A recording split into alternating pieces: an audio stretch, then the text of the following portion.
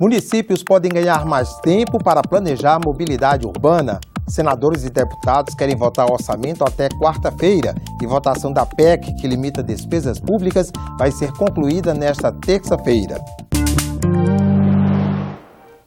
Olá!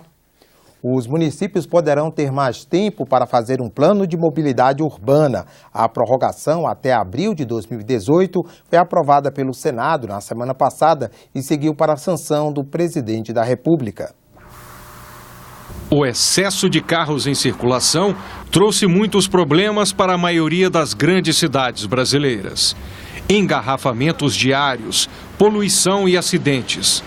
Uma lei aprovada pelo Congresso em 2012 é uma tentativa de pôr o sistema viário nos trilhos. A lei determina aos municípios com mais de 20 mil habitantes a elaboração de um plano de mobilidade urbana, no qual o automóvel particular é a última prioridade. Em primeiro lugar vêm os pedestres, depois os meios não motorizados como bicicleta, skate e patins, em seguida o transporte coletivo. Os municípios poderão receber recursos federais para a realização das obras necessárias, mas para isso é preciso apresentar um projeto. O problema é que a maioria das cidades não apresentou o projeto no prazo estipulado pela lei, abril de 2015. Uma proposta aprovada pelo Senado concede mais tempo aos municípios. Se nós não aprovarmos esse projeto, os municípios teriam praticamente aí até o final do ano para elaborar esse plano de mobilidade urbana. E diante das dificuldades financeiras, mudança inclusive de gestores, nós teríamos aí a posse de todos os prefeitos municipais dia 1º de janeiro, realmente não tem como não prorrogar por mais 3 anos a obrigatoriedade dos municípios incorporarem no plano diretor o plano de mobilidade urbana. Para este mestre em engenharia urbana e integrante da União dos Ciclistas do Brasil, a prorrogação do prazo talvez não seja suficiente. Se não tiver outros estímulos para que os municípios elaborem seus planos, como financiamento para a elaboração dos planos, a gente não sabe se vai mudar alguma coisa de fato. Se os municípios de fato vão elaborar os planos, né? Não sabe também se vai chegar ao final do prazo em 2018 e vai se prorrogar de novo o prazo novamente. Ele também aponta uma brecha na lei. Municípios podem conseguir recursos para obras que não são sustentáveis. Ela só determina que o município que não tem um plano de mobilidade urbana não vai poder acessar recursos federais da área de mobilidade. Mas a gente tem um gap de o que são esses recursos federais. A gente tem o BNDES que financia, né, projetos de mobilidade urbana nas cidades e isso não está definido. O BNDES ele não analisa se a cidade tem ou não plano de mobilidade urbana e se aquela obra está contemplada dentro do plano. A Comissão Mista de Orçamento deve votar a lei orçamentária para 2017 até quarta-feira. No texto, a previsão de receitas e despesas totais passou de 3,4 para 3,5 bilhões de reais. O relatório considera os parâmetros macroeconômicos revistos pelo governo em novembro, como queda do PIB em 2016 de 3,49% e em 2017 de 1%. Para a área da saúde foram destinados 115,3 bilhões de reais em atendimento do mínimo constitucional de 2017, previsto pela PEC do teto de gastos, que é de 13,7%. Para a educação, estão previstos 85,6 bilhões, sendo 52,2 bilhões de fontes específicas e o restante de outras fontes.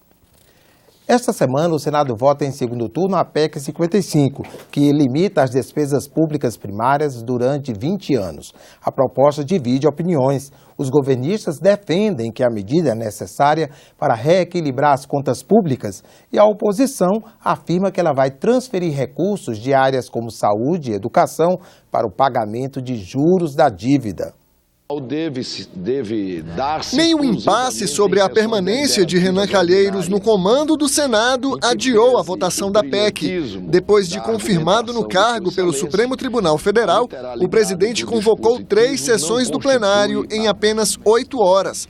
Essas sessões de discussão são uma exigência do regimento para votar o segundo turno da proposta de emenda à Constituição. A pauta está mantida. Nós vamos votar no dia 13 pela manhã, às 10 horas, a PEC do teto, do gasto público, que é uma conquista importante e é um primeiro passo para o reequilíbrio do país. E nós vamos bater nessa PEC, que a PEC 55 não pode ser votada, porque não vai ter nem prazo útil. nem prazo hábil. A PEC limita os gastos da União pelos próximos 20 anos. O total de despesas do Executivo, Legislativo, Judiciário, Ministério Público e Defensoria Pública será corrigido no máximo pela inflação. Para o ano que vem, o índice será de 7,2%. O texto prevê uma regra de transição para as áreas sociais. Em 2017, fica garantido o piso de 15% da receita corrente líquida para a saúde e de 18% dos impostos federais para a educação. Mas, a partir de 2018, esse piso também será corrigido pela inflação do ano anterior. O governo até pode elevar as despesas acima da inflação em uma área, mas terá que reduzir em outra para compensar. Se o poder público desrespeitar o teto, fica proibido de fazer concursos e novas contratações.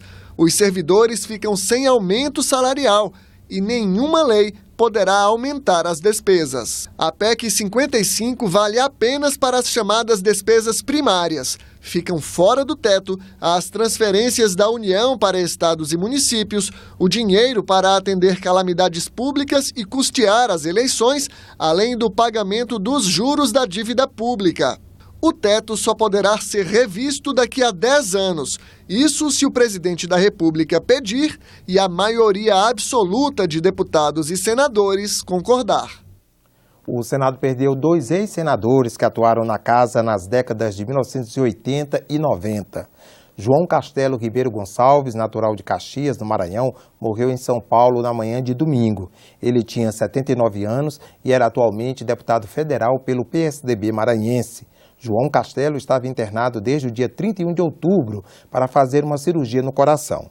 Além de senador entre 1983 e 91, ele foi por 5 mandatos deputado federal e ainda governador do Maranhão e prefeito de São Luís. Já Elcio Álvares foi senador pelo Espírito Santo entre 1991 e 99. Pouco depois de encerrar seu mandato de senador, ele se tornou o primeiro titular do Ministério da Defesa, criado no segundo mandato do presidente Fernando Henrique, e ministro de outras 2 pastas.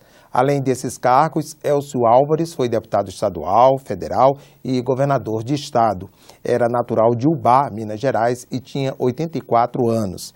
Elcio Álvares estava internado desde agosto em Vitória e morreu na sexta-feira por complicações decorrentes de insuficiência renal. Outras notícias a qualquer momento na nossa programação e também na página da TV Senado na internet, senado.leg.br/TV. Obrigado pela audiência e continue com a nossa programação.